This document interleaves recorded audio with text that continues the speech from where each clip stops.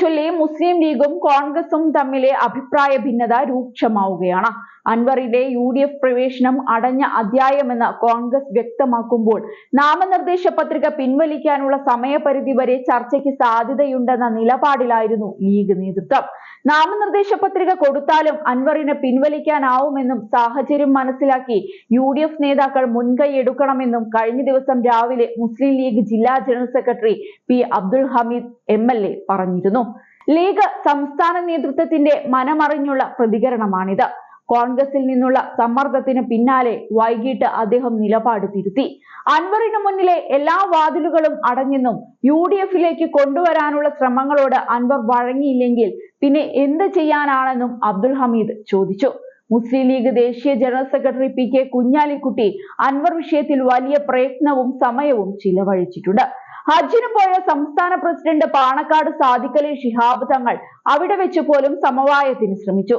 അൻവർ മത്സരിക്കുന്ന സാഹചര്യം ഒഴിവാക്കേണ്ടതായിരുന്നുവെന്നായിരുന്നു ഹമീദിന്റെ വിവാദ പ്രസ്താവന. കഴിഞ്ഞ ദിവസം ചേർന്ന ലീഗ് നേതൃയോഗത്തിലും പ്രതിപക്ഷ നേതാവ് VD സതീശനെതിരെ വിമർശനമുയർന്നിരുന്നു. കോൺഗ്രസ് നേതൃത്വത്തിന്റെ അനാവശ്യ വാശി പ്രശ്നം വഷളാക്കിയെന്നും എളുപ്പത്തിൽ വിജയിക്കാവുന്ന സാഹചര്യങ്ങൾ ഇല്ലാതാക്കിയെന്നും നേതാക്കൾ വിമർശിച്ചു. നിലമ്പൂരിലെ വിജയം ലീഗിന്റെ മാത്രം ആവശ്യമല്ലെന്ന മുന്നറിയിപ്പും നൽകിയിട്ടുണ്ട്. അവസാന നിമിഷം അൻവർ പിന്മാറിയേക്കുമെന്ന പ്രതീക്ഷയിലാണ് ലീഗ്. 8.5 വർഷം MLA ആയ അൻവർ വോട്ടുമറിക്കലിൽ വിദഗ്ധനാണെന്നത് CPM-അറിയാം. 3 പഞ്ചായത്തുകളിലും നിലമ്പൂർ നഗരസഭയിലും ഇടതുഭരണം പിടിക്കുന്നതിലും അൻവറിന് കാര്യമായ പങ്കുണ്ട്. അൻവറിന്റെ നീക്കങ്ങൾക്ക് തടയിടാൻ കരുത്തനായ പാർട്ടി സ്ഥാനാർത്ഥിയിലൂടെ കഴിയുമെന്ന വിലയിരുത്തലാണ് CPM.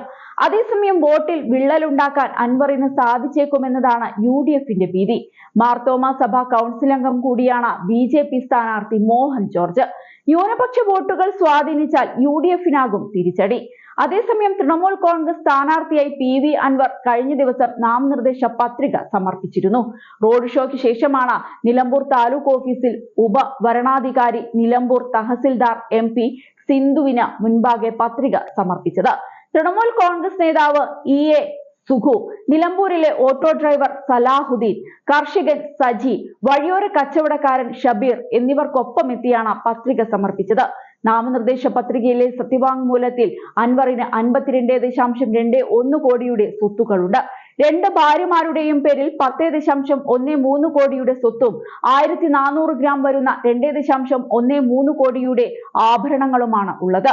അൻവറിന്റെ കൈവശം സ്വർണം, വെള്ളി ആഭരണങ്ങളോ വിലപിടിപ്പുള്ള വസ്തുക്കളോ ഇല്ല.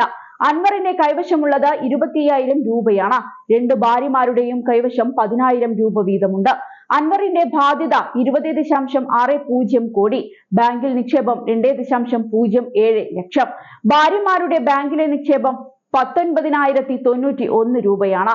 സ്വന്തം പേരിൽ 2016 മോഡൽ ടൊയോട്ടോ ഇന്നോവയുണ്ട്. പണമില്ലാത്തതിനാൽ മത്സരത്തിനില്ലെന്ന് അൻവർ നേരത്തെ പറഞ്ഞിരുന്നു എന്നതും ശ്രദ്ധേയമാണ്.